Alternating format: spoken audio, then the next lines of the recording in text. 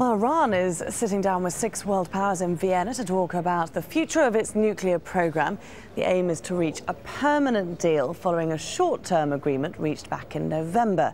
Under that deal, Iran agreed to curb certain nuclear activities and said it would allow more inspections from the International Atomic Energy Agency.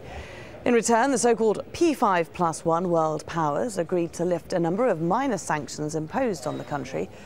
That deal is just for 6 months. So what could a permanent deal look like? Well, some Iranian concessions may include agreeing to tighter inspections, closing its Fordo facility and scaling back uranium enrichment. If they agree to that, Iran could see all UN, EU and US sanctions lifted. Our diplomatic editor, James Bay, is live for us now in Vienna. James, those talks, we understand, began a few hours ago. Are we hearing anything about it?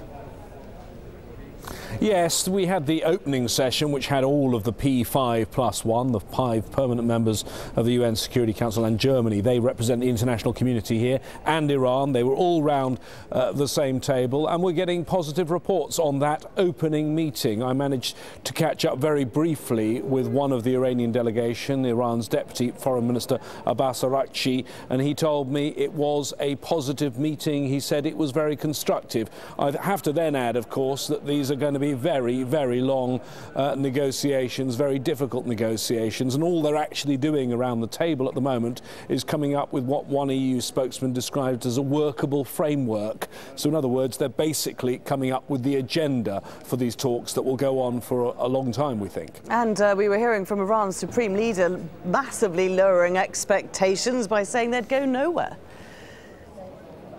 Yes, well, I think the thing you have to remember about these talks is there are all these people around the table. The international community is represented, Iran's represented, but there are also other people who don't have a seat at the table but have considerable sway.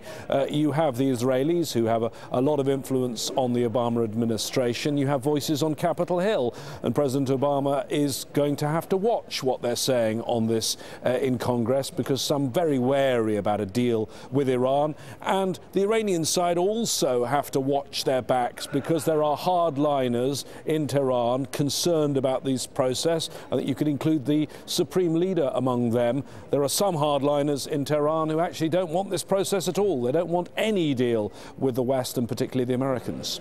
OK, James Bay, many thanks for that update there from Vienna on the Iranian nuclear talks.